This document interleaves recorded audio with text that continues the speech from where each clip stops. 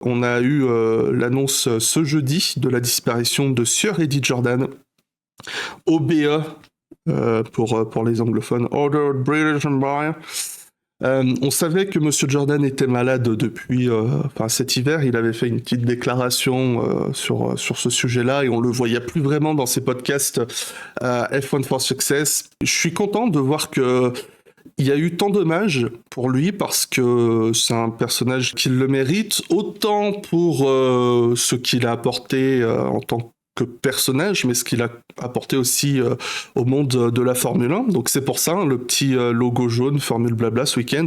Non, c'est pas parce qu'on est en Chine. Si vous pensez ça, c'est vous le problème, c'est pas moi. Parce que je l'ai vu dans le chat.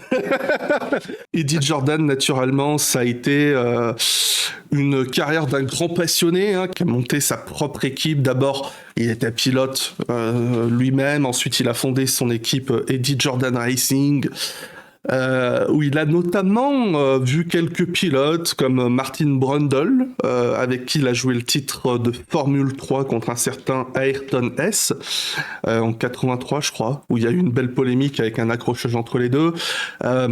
Autre polémique en 89 avec un certain Jean A, qui était son pilote en Formule 3000. Et la petite anecdote que Alési adore toujours rappeler, c'est que en 89, lorsque Tyrrell l'appelle pour faire ses débuts en courte saison, il se qualifie, je crois, 5e ou termine 5e, enfin je sais plus, il fait des résultats incroyables. Tyrrell sont super contents, ils veulent le signer pour l'année. Et Jean, il va voir Eddie Jordan, il lui dit merci beaucoup pour tout.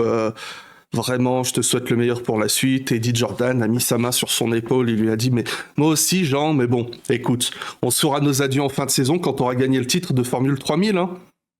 Et elle dit, mais il y a Tyrrell qui veut de moi en Formule 1. Et Eddie Jordan a dit, ouais, mais t'as un contrat en Formule 3000.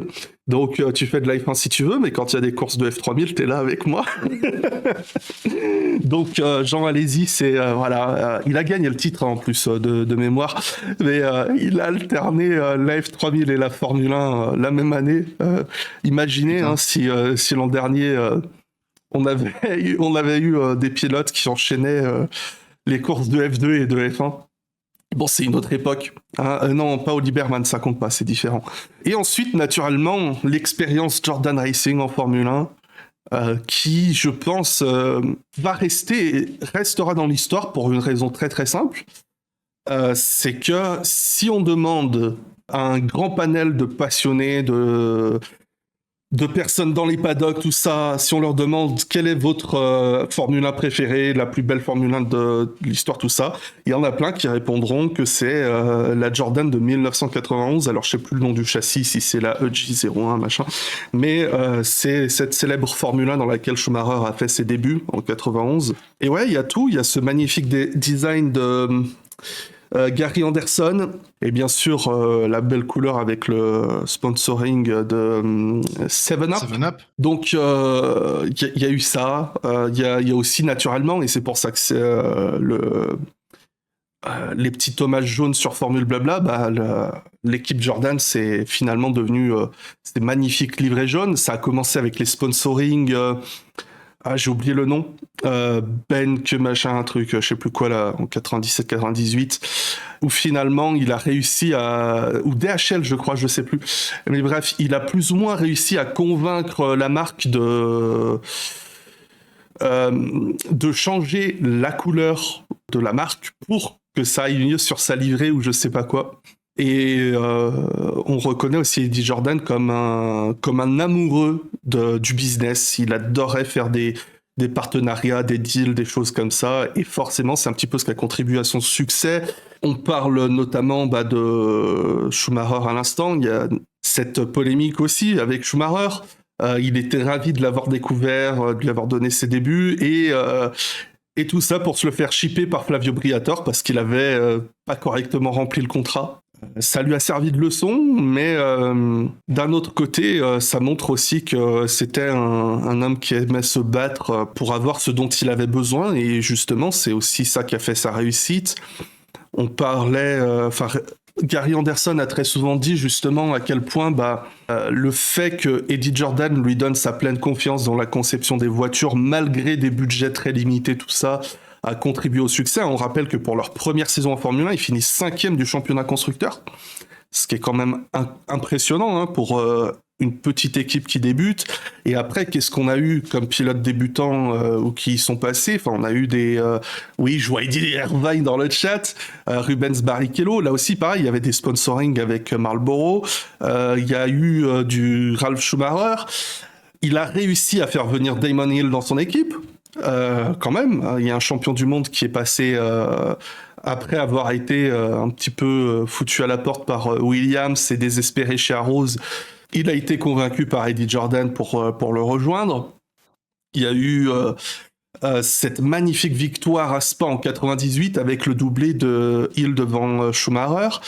On a eu en 99 la campagne mondiale totalement improbable de Heinz-Harald Frentzen au volant de cette magnifique voiture jaune, toujours, avec 2 belles victoires à Manicourt et en Italie. Et on a eu, Giancarlo Fisichella qui a remporté le dernier Grand Prix de l'équipe. On a eu un déclin qui a été compréhensible hein, à la vue de ce que devenait la Formule 1 au début des années 2000, fin 90. Les petits indépendants comme ça ne pouvaient pas tenir le coup. Et on peut vraiment dire que, à l'instar d'un Frank Williams, Eddie Jordan a été un des derniers indépendants en Formule 1.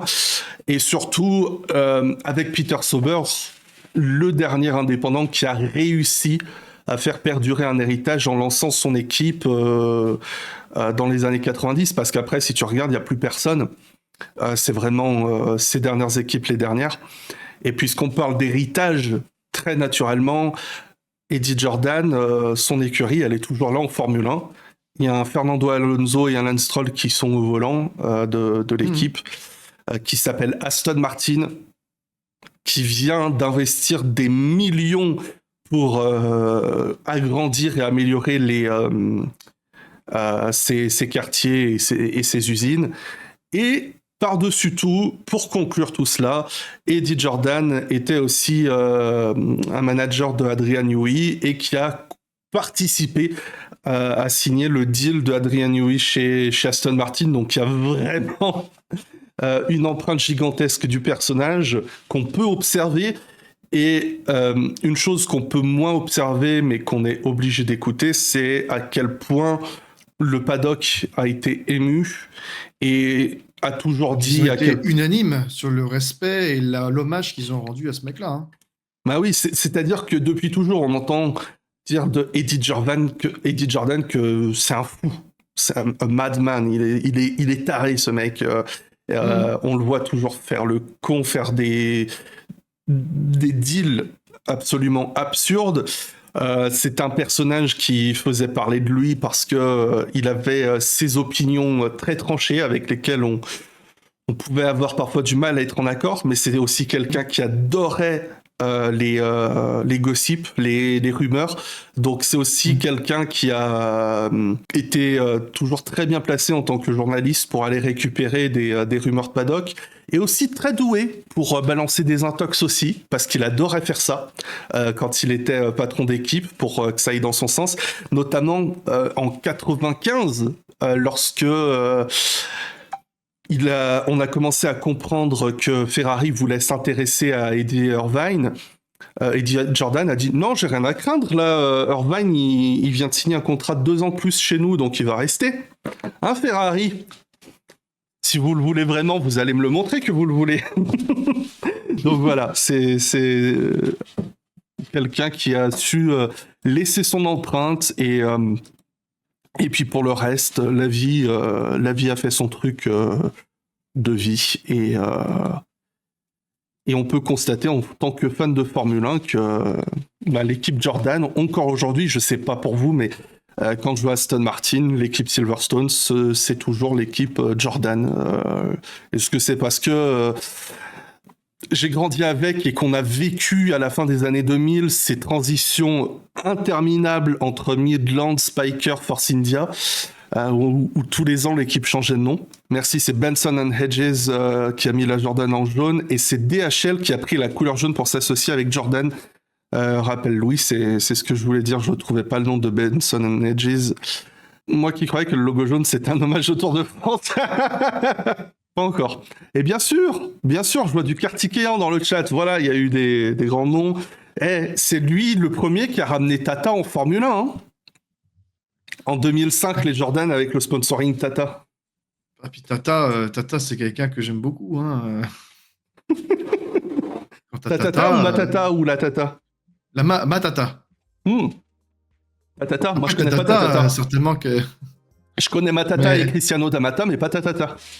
Ah, mais Tata, ouais, elle est gentille aussi, mais Matata est inégalable.